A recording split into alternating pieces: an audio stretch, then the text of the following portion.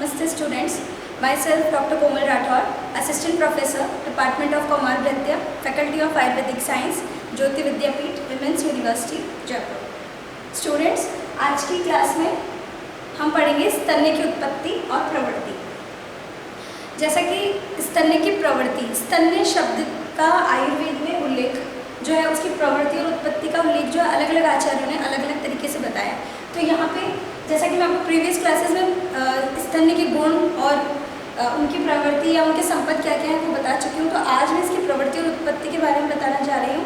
तो स्तन्य की सबसे पहले बात करें उत्पत्ति की, तो आचार्य जो चरक हैं और आचार्य काश्यप है उन्होंने स्तन्य की उत्पत्ति के लिए बताया है कि शिशु के उत्पन्न होने के पश्चात जो स्तन्य की उत्पत्ति है वो तुरंत ही स्तन से स्तन्य की उत्पत्ति होने लगती है, लेकिन स्तन्य का निर्माण किस प्रकार होता है उसके लिए आचार्य चरक और काश्यप दोनों एक ही मत को सम्मति देते हैं और बताते हैं कि स्तन्य की उत्पत्ति जो है अपरा के बनने से पहले इवन ये बताया गया है कि गर्भ की उत्पत्ति के समय जो रक्त स्राव के थ्रू बाहर आना होता है उसमें वो रक्त ऊपर की तरफ जाके पहले तो 3 भागों में डिवाइड होता है। पहले वो स्तन्य की उत्पत्ति करता है, दूसरा माता के खुद के शरीर की पुष्टि करता है, दूसरा शिशु जो गर्भ में पल रहा है उसकी पुष्टि के लिए ज़रूरी होता है। तो यहाँ पे निर्माण यानी उत्पत्ति की जो बात चल रही है उसके लिए यहाँ पे आचार्य ने बताया है यद अन्नपानम प्रायण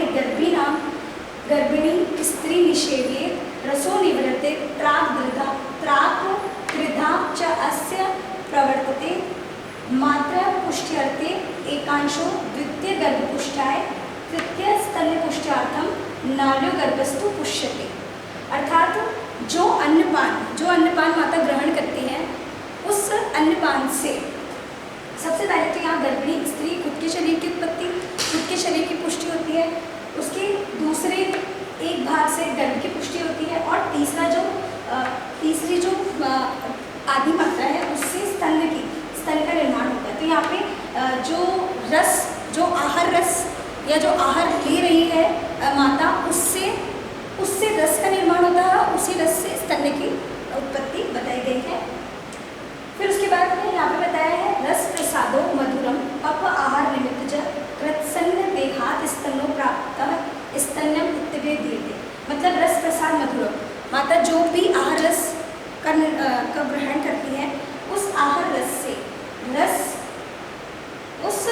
रस के मधुर गुण से या मधुर रस से, क्योंकि वो पक्व आहार है उसको लेने से रस धातु का निर्माण होता है और उस रस धातु से स्तन्य का निर्माण बताया गया है।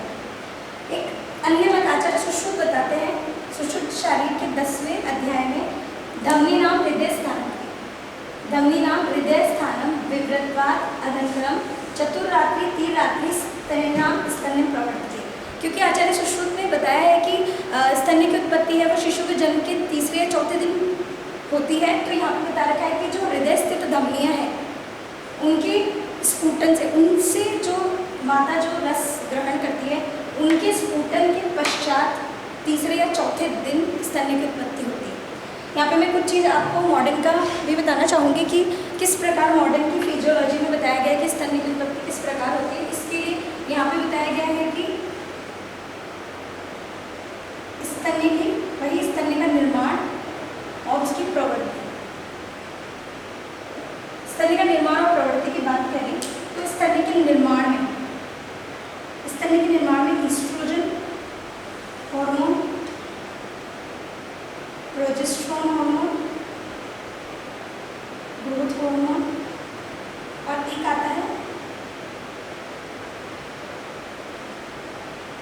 Adrenaline corticosteroid.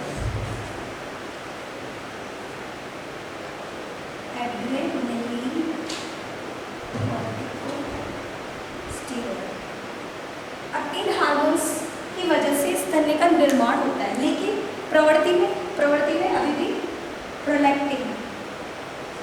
प्रोलैक्टिन हार्मोन बहुत आवश्यक है। ये प्रोलैक्टिन हार्मोन जो है एंटीरियर पिट्यूटरी से स्रावित होता है। अब यहाँ पे बताया गया है कि जब माता गर्भिणी होती है तो वहाँ पे ईस्ट्रोजन और प्रोजेस्टेरोन हार्मोन बना रहता है। अभी ईस्ट्रोजन हार्मोन जो है वो प्लेसेंटा के बनने के पश्चात या प्लेसेंटा के बनने तक जब तक रहेगा ईस्ट्रोजन और प्रोजेस्टेरोन, ईस्ट्रोजन की मात्रा सबसे अधिक रहती है। ईस्ट्रोजन की मात्रा सबसे अधिक रहने से क्या होगा, ईस्ट्रोजन की मात्रा अधिक रहेगी तो ये ईस्ट्रोजन क्या करेगा, स्तन्य का विकास करेगा। स्तन्य के विकास से जो मैमरी डक्ट है उसका प्रोलिफिकेशन होगा, प्रोलिफिकेशन होने से उसकी एल्वियोलाई और जो डक्ट्यूल्स है वो वाला पार्ट बढ़ेगा, इससे स्तन्य की वृद्धि होगी, स्तन्य की नॉट स्तन्य की। स्तन की वृद्धि होने के पश्चात ये तब तक रहेगा जब तक कि शिशु का जन्म नहीं हो जाता। शिशु के जन्म के पश्चात एंटीरियर पिट्यूटरी, क्योंकि अपरापातन हो चुका होता है, अपरापातन होने के पश्चात एंटीरियर पिट्यूटरी से प्रोलैक्टिन हार्मोन सीक्रेट होता है। अब प्रोलैक्टिन हार्मोन सीक्रेट होने के पश्चात, क्योंकि ईस्ट्रोजन का लेवल डाउन हो गया, ईस्ट्रोजन लेवल डाउन होते ही प्रोलैक्टिन हार्मोन क्या करेगा, दुग्ध की प्रवृत्ति करवाएगा। अब दुग्ध की प्रवृत्ति होने के पश्चात भी जो शिशु है उसके चूक्षण प्रक्रिया के पश्चात ही स्तन्य की प्रवृत्ति होगी।